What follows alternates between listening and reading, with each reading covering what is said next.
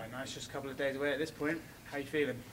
Fantastic, man. Just ready to get this weight off and get ready to put on a show on Saturday. How is the weight cut going? It's going pretty well, man. I'm a little bit lighter than I was last camp, so it's looking. Hopefully, it'll be a lot easier too. Is that something you've noticed as your career is developing? It gets easier every time. Sometimes it's a lot easier than it was back in the day, just because I was kind of roughing it. But since I've been working with some professionals, it's been a little bit easier.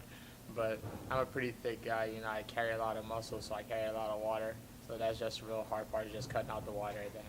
Just as like a developing fighter, as you learn more, is it kind of crazy how you used to rough it, and then the more tricks you learn, you're like, oh my, why wasn't I doing this before? Yeah, it's crazy. It's like now when you look back in the past, you're like, how the hell did I used to get it done? But when you're younger, you're able to do a little bit more, you know. The older you get, you kind of have to get a little bit more methodical with it. What's the stupidest weight cutting thing you ever did? Oh, man, I remember back in the amateur days when I was cutting weight like 3 weeks before my fight. I already had like the sauna suit on, and each workout, you're trying to sweat out all the pounds. You'd be surprised. I train with a lot of boxers, and they still do that to this day, you know, but they don't know any better. They're stuck in their ways. You're not giving them any tips? You're helping them out a little bit? Hey, man, these are world champions. You know, a lot of them don't want to hear what you got to say as the MMA guy. That's true.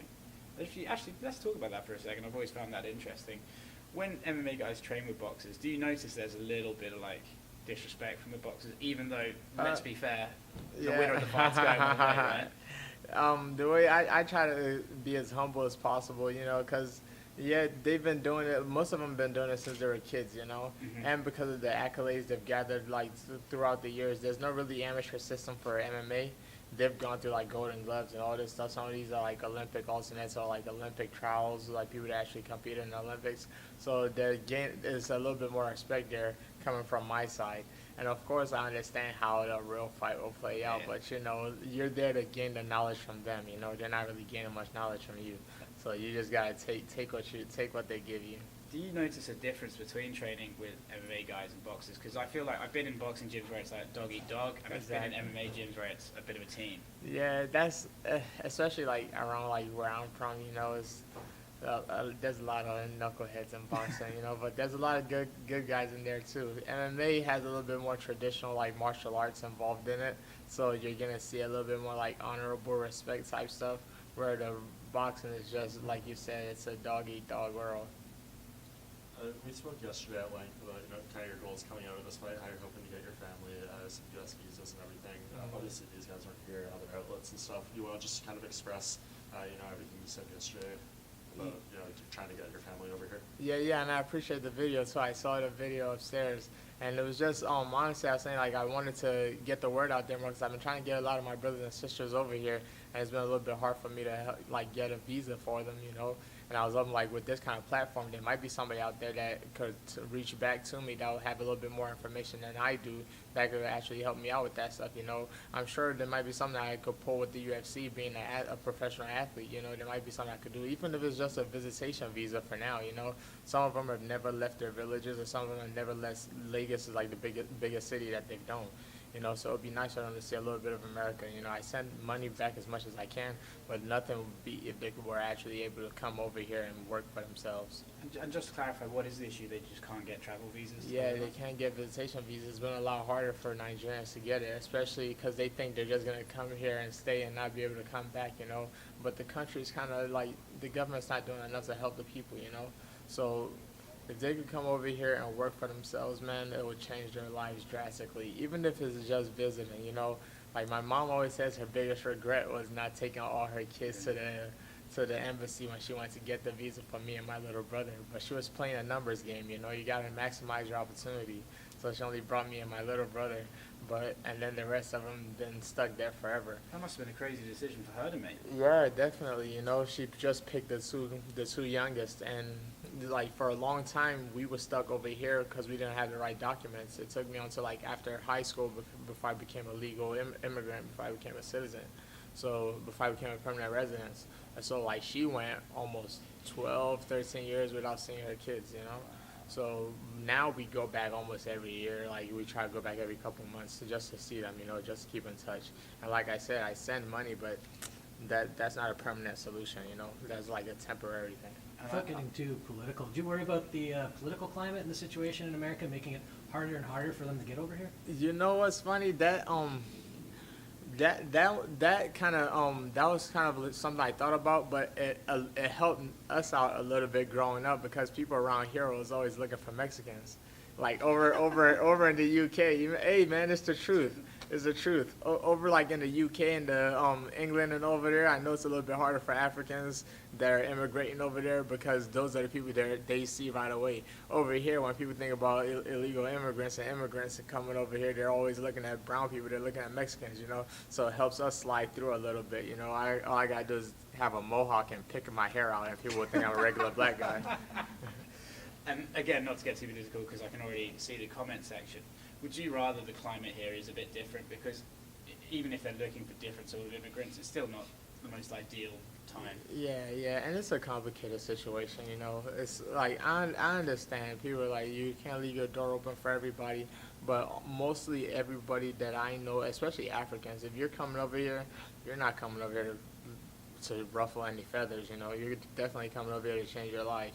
That's why you see you're not going to see a lot of just Nigerian dudes just bumming it out on the street. All of us are here to grind. Even if it's like small, odd jobs that people aren't willing to take, the immigrants over here will take it, you know, because I remember when I first came here, man, like going to school, like public school, like free lunch. I remember the kids here used to complain about school lunch and stuff like that. I used to look forward to school lunch because that was the only time I was able to have like American food, you know, and like it was super cool, you know. I was getting to go to school for free, getting to eat for free. I was like, man, this is amazing, you know. So a lot of that stuff, when you're born into privilege, it's hard to see. It's hard to see. You don't realize you're privileged. But when you're coming from a little bit of a struggle and you get into that privilege, like, whoa, you see the opportunities that's in it, and then you can see the opportunities above that. That's why we're always going further and beyond most people that are already here. You're talking about bringing your family here, but sooner or later the UFC might be going to Africa. You've got like Israel Adesanya, Kamaru Usman, Francis Ngannou from Cameroon. What's that like? Man, that's freaking amazing, man. I've never been more emotional than from watching a fight than when Kamaru actually won. That's the closest I've ever been to crying from watching a fight.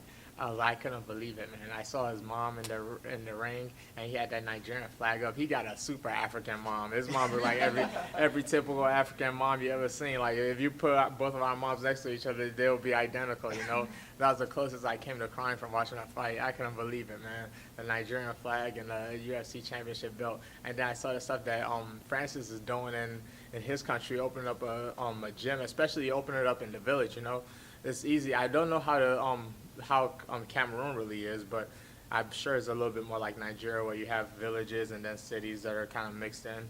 For him to do something like that is super cool, man. I'm hoping I get to that status one day, you know, where I can go back and help the people in my country too.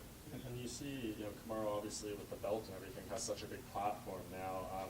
You know, everyone's motivation in the sport is sure is to be a champion and everything, but yours is even greater in that sense, right? Because if you do get to that, you know, part of the sport, you'll have such a big platform and you can kind of say the things that you're saying now. Exactly, definitely. Is that really your driving force, or is it competitive fighting? It's competitive too, but that's definitely part of it. Most of all this stuff that I've been saying for a long time, you know. It's like if a tree falls in a forest and no one's there to hear it, you know, it doesn't really make a sound. So I've been saying this stuff forever. Like I said, like if you go through like my social media and stuff, you'll see like this, like back in the day, I've always been handing out food and stuff and giving out money when I can to like people back home, but it feels a little bit phony when you put up the videos, you know. But my coaches and managers tell me you have to do this stuff if you're looking for help and blah blah blah.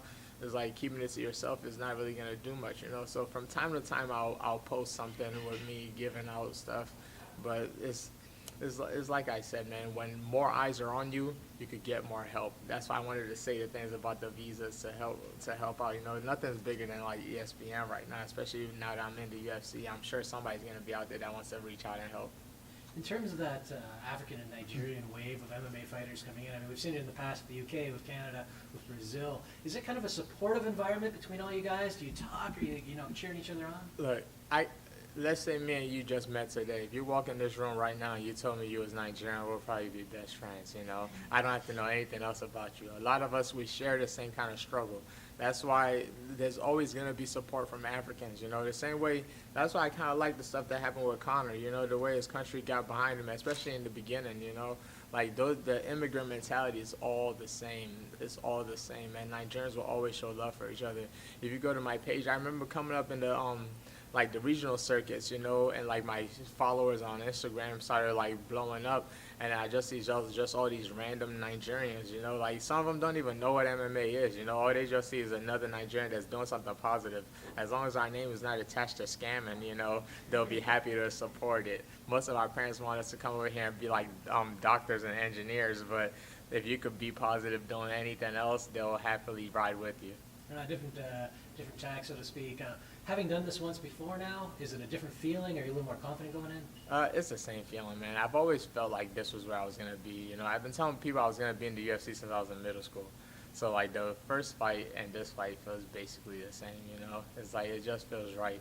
The only thing now I got to go out there and do now is just perform and hopefully get a nice little bonus. We're in Philly, so I've been asking everyone, what's your favourite Rocky movie? And don't be afraid to give some love to Creed either. Ha ha ha ha. I heard, man, the Creed movies they're not bad at all. They're not bad at the all. Rocky movies? Yeah. Well, I'm trying to say, I don't think I have a favorite Rocky movie. I have favorite parts of Rocky movies. I know a lot of people don't like the Rocky with his son, the one where his son's grown up, but that speech is like super inspirational. You know, the one when he's talking to his son about him not being a loser and stuff like that. I listen to that speech a lot, you know. So I guess I'll pick that one between that or the first one, obviously. But that's cliche, so I'll go with I'll go with the one with his son. appreciate it. Thank you. Good luck.